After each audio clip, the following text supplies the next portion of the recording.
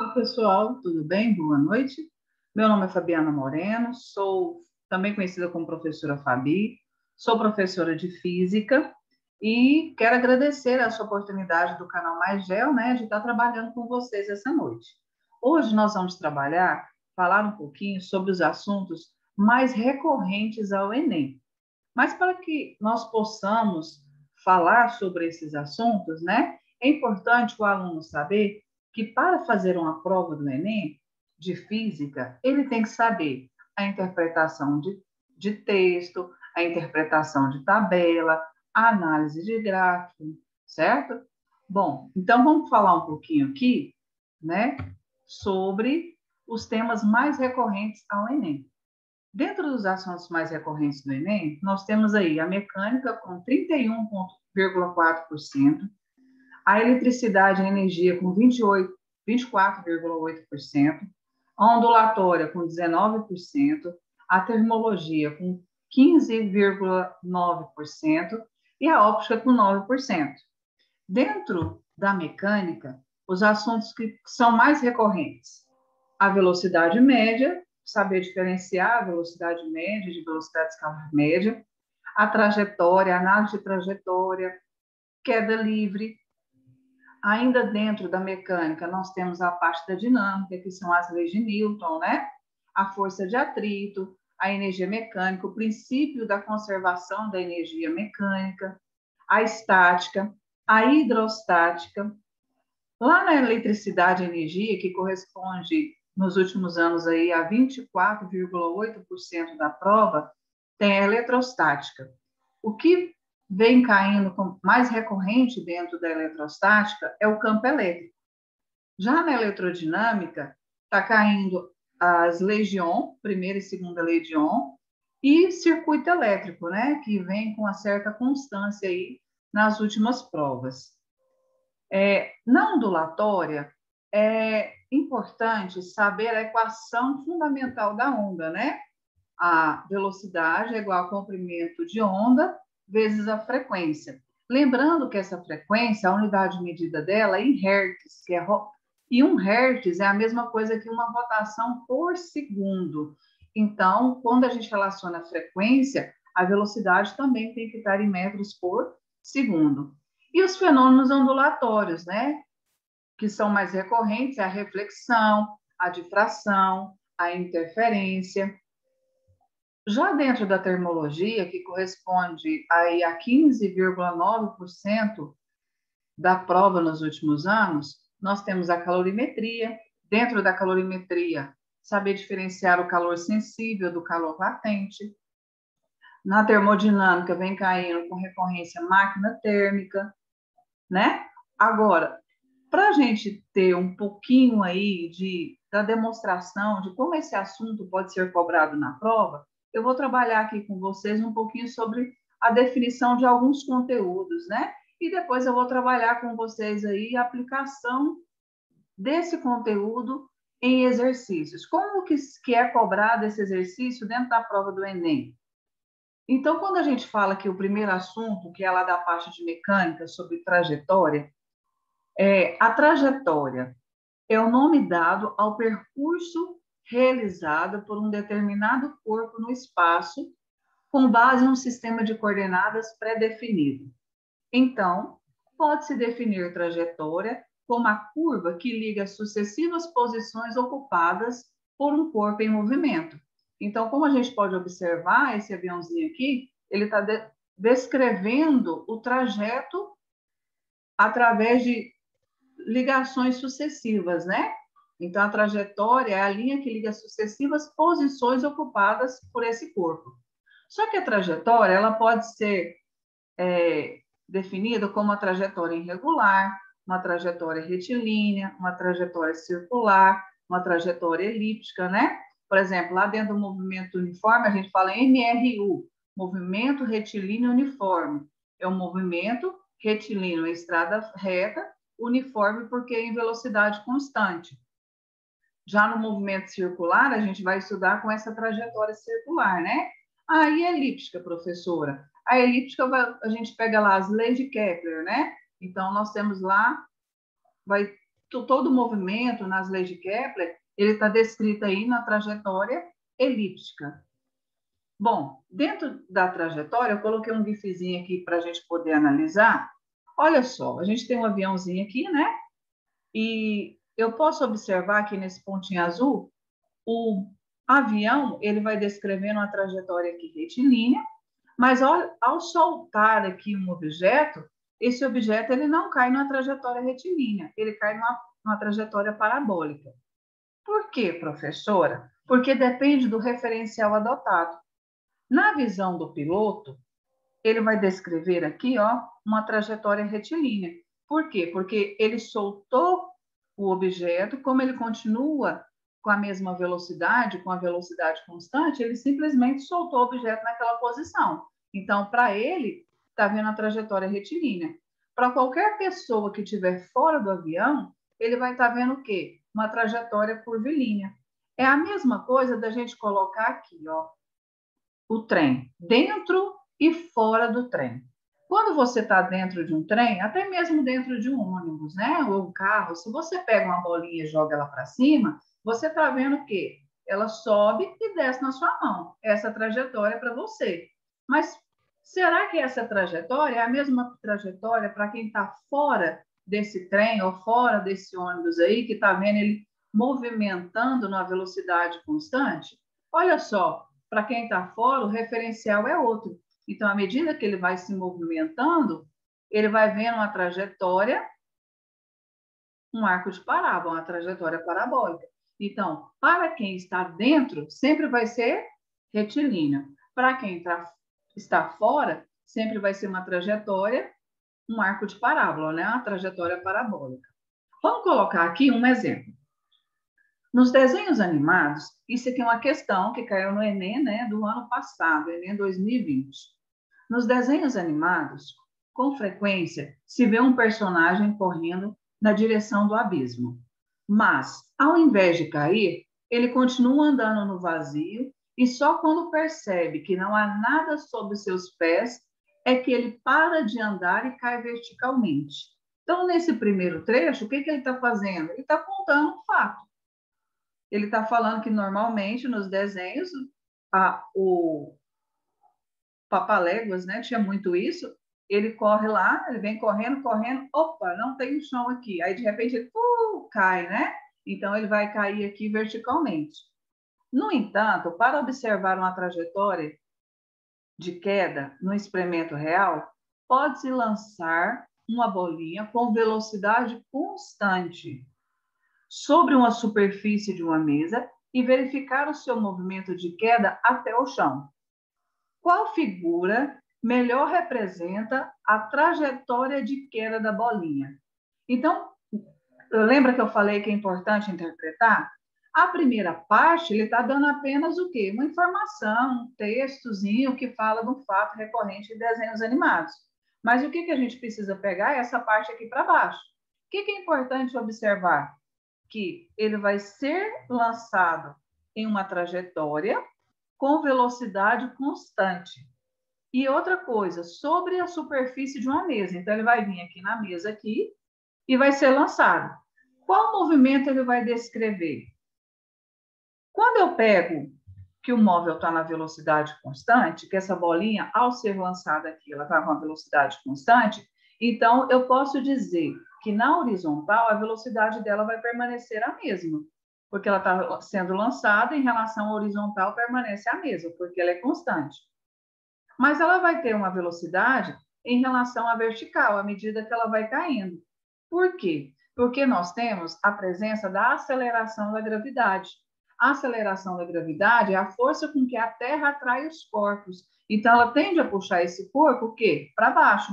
À medida que ele vai mantendo a velocidade constante, mas tem essa velocidade aqui, devido a uma aceleração que puxa ele para baixo, ela vai descrevendo essa trajetória aqui, ó, que seria uma trajetória parabólica, né? Então qual das alternativas daria esse resultado? Se a gente analisar aqui, a única que tem que descrever uma trajetória parabólica vai ser o quê? A alternativa D. Ok, pessoal? Bom, agora eu vou falar um pouquinho para vocês sobre a diferença entre velocidade média e velocidade escalar média. A velocidade média é a razão entre o deslocamento escalar pelo intervalo de tempo de um corpo. Ou seja, a velocidade média é o deslocamento escalar. Ela marca o ponto que o corpo sai e o ponto que o corpo chega. Então, se eu analisar que esse menininho correndo aqui, né, esse homem correndo, ele vai sair aqui do marco zero e vai chegar até a posição 40. Então, se eu pegar aqui de 0 a 10, quantos segundos ele gastou? 2 segundos. De 10 a 20, ele gastou mais 2 segundos.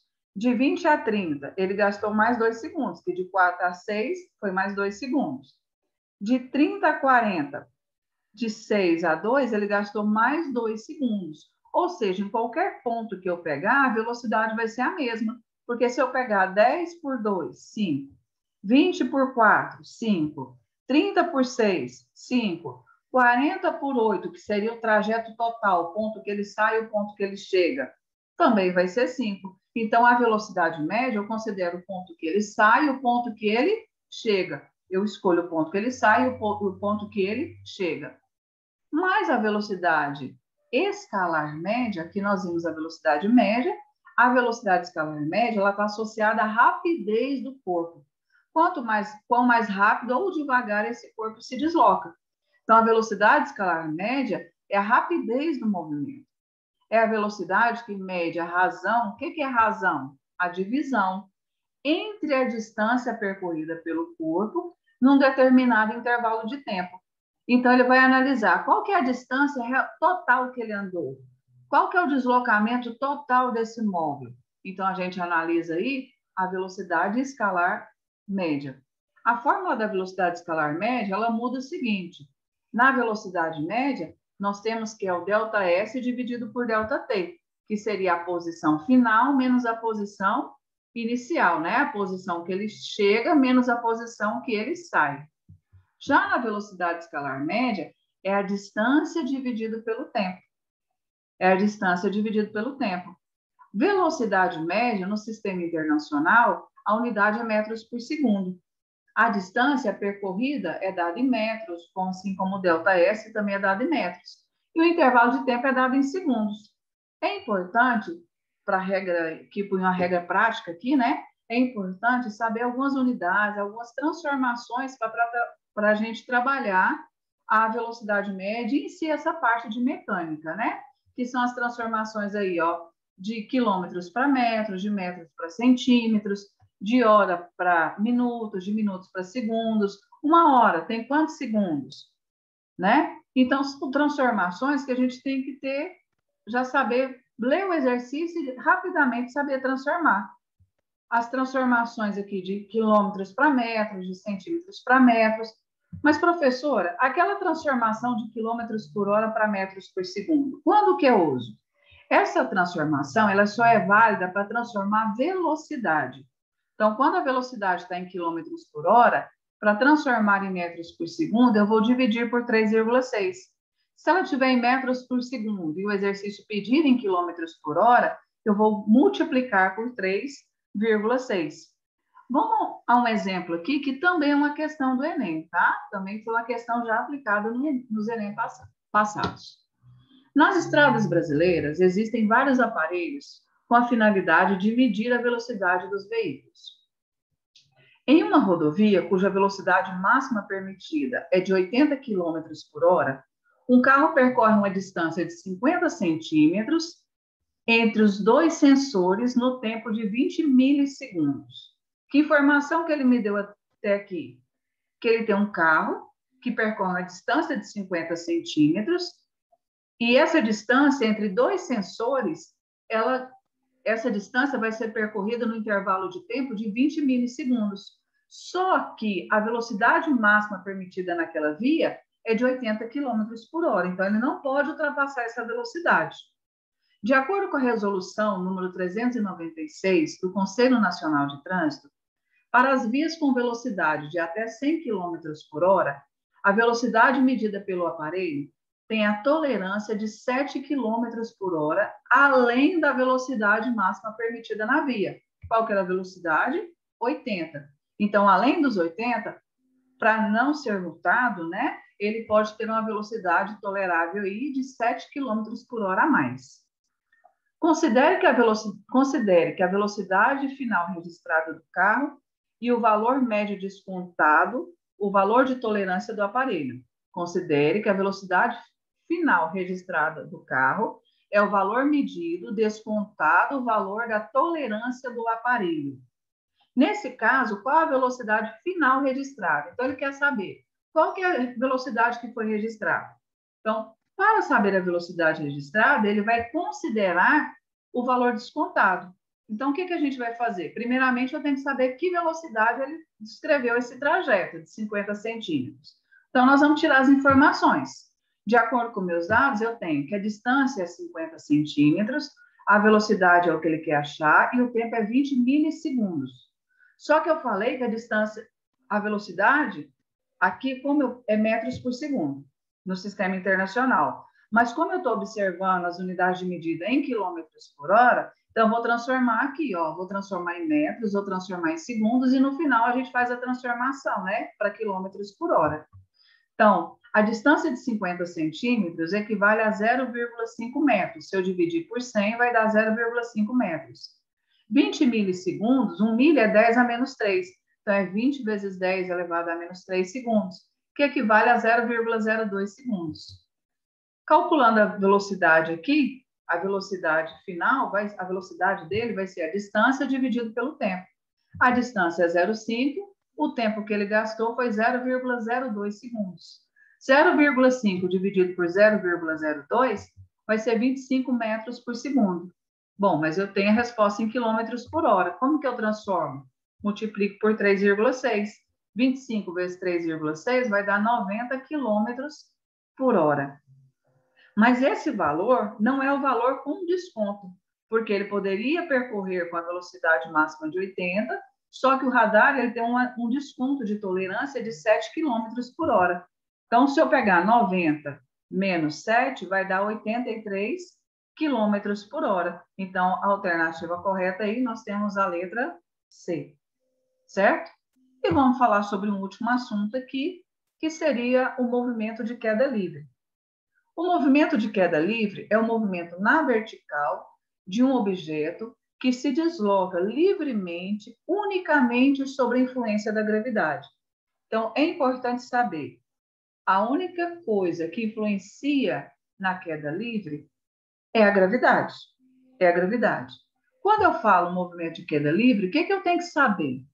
Que o valor em módulo da aceleração de um objeto em queda livre aqui na Terra, ele é aproximadamente 9,8 metros por segundo ao quadrado. Também é importante saber que o G, que é essa aceleração da gravidade, ele diminui quando aumenta a altitude. Então, quanto mais alto for, maior essa aceleração da gravidade. A diferença é mínima, mas maior essa aceleração da gravidade. Na superfície da Terra, essa gravidade ela vale 9,8 metros por segundo ao quadrado, que a gente usa nos exercícios aproximadamente 10. Então, os movimentos no lançamento vertical e queda livre são movimentos retilíneos, numa trajetória retilínea. Então, lançamento vertical. Lançamento, o corpo vai ser lançado, então ele vai ter velocidade inicial. Queda livre, o corpo vai ser abandonado. Então, a velocidade inicial dele vai ser sempre zero, ok? Aqui a gente tem aqui um objeto em queda livre. Velocidade inicial zero, chegou ao solo. Se eu colocar aqui, eu posso observar o seguinte, as características. A velocidade inicial vai ser sempre zero, porque ele vai ser abandonado. A aceleração da gravidade, que é o G, vai ser aproximadamente 10 metros por segundo ao quadrado. Na Terra, se eu soltar dois objetos, os dois tendem a cair ao solo ao mesmo tempo. Quando que isso não ocorre? Quando eu tenho a resistência do ar. Se eu pegar essa pedra e essa pena, a pena vai sofrer a resistência do ar. Então, ele não vai cair junto com a pedra no solo. Mas se eu pegar aqui, esse exemplo, se eu pegar a bolinha maior e a bolinha menor, ó, eu posso ver que as duas vão cair, vamos voltar aqui, as duas vão cair ao solo ao mesmo tempo. Então, vamos voltar aqui à tela, ó. No instante zero, estavam em repouso. Ó, no instante zero, estava em repouso. 1 segundo, 2 segundos, em 3 segundos, elas vão chegar ao solo. Em 3 segundos, elas vão chegar ao solo, vão ser abandonadas e vai chegar ao solo. O que eu posso analisar através daí? No instante zero, a velocidade inicial dele era zero, estava em repouso. 1 segundo depois, a velocidade dele vai ser 10 metros por segundo. 2 segundos depois, a velocidade vai ser 20 metros por segundo. Ele não chegou no solo em 3 segundos, então ele chega ao solo com a velocidade de 30 metros por segundo. Para calcular a velocidade, a gente usa essa função horária. A gravidade vai ser sempre 10, lembrando em módulo, né? Então, a velocidade aqui vai ser sempre 10. Se é 10 vezes 3 segundos que ele chegou ao solo, 10 vezes 3, 30. Então, eu posso marcar. Se ele andou 5 segundos, então quer dizer que a velocidade com que ele chegou no solo vai ser módulo de 50 metros por segundo. Essas são as equações que a gente usa no movimento de queda livre. Como eu tenho aceleração, então é um movimento uniformemente variável. Eu vou usar as equações do movimento uniformemente variável. Para facilitar os cálculos, para a gente calcular o tempo de queda de um corpo, eu posso colocar assim, ó, T é igual a H, que significa altura, então o tempo vai ser a raiz quadrada de H, que é a altura, dividido por G, que é a aceleração da gravidade. Vamos fazer um exercício sobre esse tema. Ao soltar um martelo e uma pena na Lua, em 1973, o astronauta David Scott confirmou que ambos atingiram juntos a superfície. O cientista italiano Galileu, em 1564, nasceu em 1564 e faleceu em 1642, um dos maiores pensadores de todos os tempos, previu que, se minimizarmos a resistência do ar, os corpos chegariam juntos à superfície. Na demonstração, o astronauta deixou cair, em um mesmo instante e de uma mesma altura, um martelo de 1,32 kg e uma pena de 30 gramas. Durante a queda no vácuo, esses objetos apresentam iguais o quê? Então, primeiro ele me deu um texto com informações, que é característico do Enem. Depois ele vai me dar realmente o que eu tenho que analisar para fazer o exercício. Então, ele me deu que ele tem um martelo de 1,32 kg e uma pena de 30 gramas. Ele deixou os dois cair ao solo ao mesmo tempo, só que no vácuo. O que acontece? No vácuo não vai ter resistência do ar. Aí ele não está perguntando quem vai cair ao solo ao mesmo tempo. Ele está perguntando que durante a queda esses objetos apresentam iguais o quê? Inércias, impulsos, trabalhos, acelerações ou energias potenciais?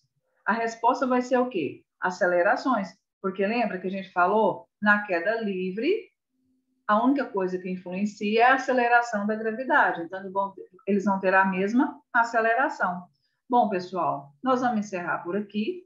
Obrigado pela oportunidade de trabalhar aqui com vocês e desejo a todos uma boa prova. Até a próxima.